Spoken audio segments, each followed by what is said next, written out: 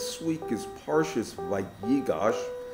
It's a continuation of the story of Yoseph in Egypt, pretty much its conclusion.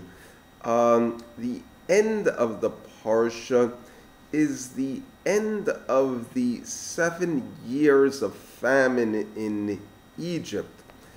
And what happens is that Yoseph has been in charge of Egypt.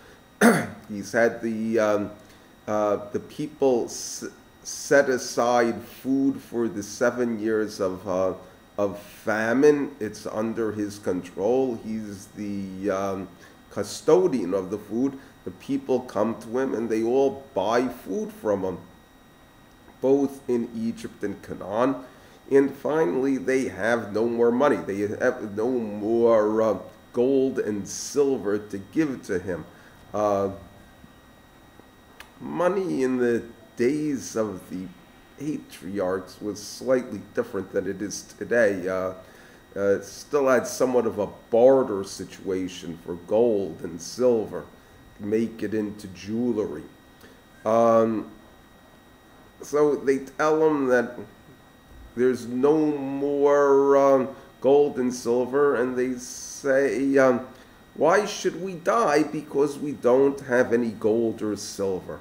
And the Ramban adds to that. He says, having all this grain in Joseph's hands and no buyers doesn't really help him at all. So he tells them to give him their mikneh. Mikneh, it's often translated, largely it's used in this context as well as livestock. More generally, it's someone's possessions. The root of the word is kuf nun, ken, which means a nest. Everything that they have in their nest. It says, give it to me and I'll give you food. And they accept it and they do that. And then they give them everything, and they say we must confess we've given up all of the gold, all of our money, and nothing remains but our land and our own bodies. Let us sell ourselves as slaves to Pharaoh, and let us give our land to him in exchange for food. And Yosef says that's fine. He accepts it. And the people are very thankful to Yosef because he has saved their lives during the plague. And Pharaoh tells them that whatever Yosef tells them to do, that they should agree to it. And what he does is he then takes them off what had been their ancestral lands and moves them to different cities. After that, at the conclusion of the 7 years, he gives them seed and they plant the seed, and he tells them that they must, as a perpetual ordinance, give 1/5 of the land's produce to Pharaoh. What you have here is a preparation for the children of Israel for receiving the Torah on Sinai. The Ha'emek Davar says that everything that happened to them in Egypt was just so God could teach something to the Jewish people while they were there. All of these experiences were meant to make an impression on them. In terms of Yosef, he's a great tzaddik, a great chacham, but his highest virtue is that he's a Merkavat Hashem. He's a vehicle for God. He's a medium, that God's will is revealed through him. So the major ideas are what it is that we learn from this experience. What is it that we learn from our observation of Egypt, and what should be the general message? There's a number of things. One is that people often think that their money and their possessions are their life. Remember stories of the Great Depression and the crash of the stock market, and people would jump out their window because they had lost all their money. That's not the way it really is. A person's life is valuable in and of itself.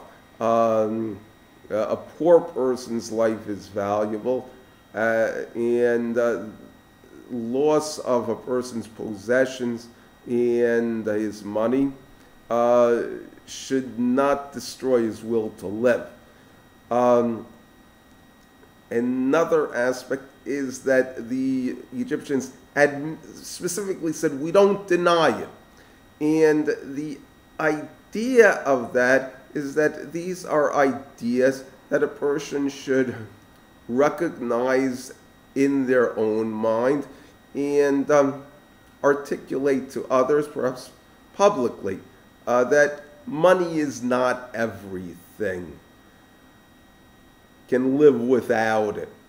Those are expressions that should be on our tongue. The other issues, there's an issue of the land, moving people around.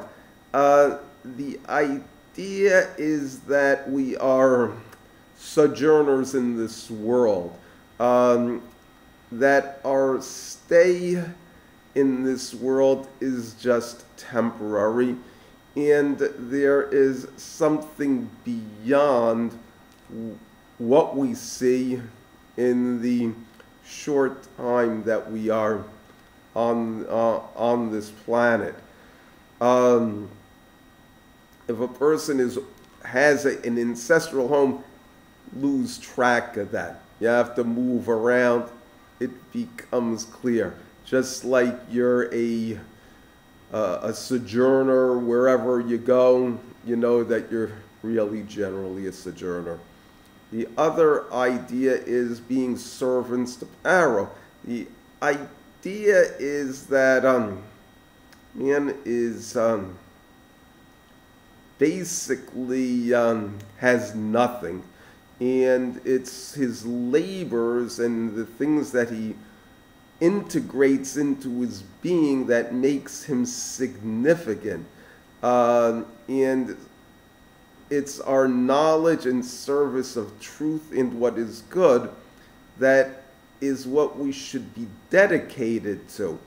The idea of the 20%, it parallels what will later be a law for the Jewish people, is that you must give 2 tithes, 2/10 of the produce of the land. Talking about an agricultural society where basically everybody, the food that they had is what they grew on their field, on their lot. 1/10 was meant to go to the priests and the Levium who worked in the temple, but were also engaged in education as well as being judges. And things like also offering sacrifices, the celebrations and the observances. The second 10th was where there was a 7-year Shemitah cycle where it was given basically 6 out of 7 years. And in 2 of these years it went to the poor, and in 4 of those years it could only be used in Jerusalem. You could the basic idea, there are a number of them, is that a person should take that money and go to Jerusalem and enjoy it, buy food and drink. Another idea is that you should use the money to support a member of your family in their studies in Jerusalem. The central idea, though, is that a portion of a person's resources should be spent on religion. That would be education, particularly values education, support of the religious establishment, religious observances, a bar mitzvah, a wedding,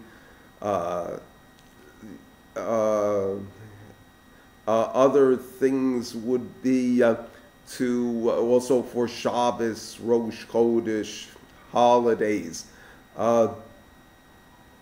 Another part of it would be charity towards the poor, but also charity towards people who are engaged in religious pursuits. So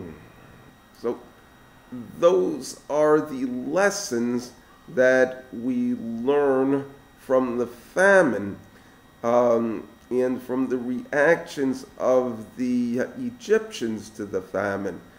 Another aspect of it is the message that it had to Yoseph, which was he was being set aside. He was being made into a Nazir. A Nazir is the elite. That he was going to be God's special treasure among the Jewish people. That is part of the message of his dreams. One of his dreams is that the sun and the moon and 11 stars bow down to him, sun and moon being a representation of his parents. But one could see that this is not something that Yosef would fantasize about. That he was a loyalist. He was the one who takes his adult sons to be blessed by his father, while his father's basically bedridden because of old age. And in addition to that, he's the second in command in Egypt. He's running Egypt. So the idea is that the things that have happened to Yosef are basically God's will, and that he is being used as a conduit to make God's will known in this world.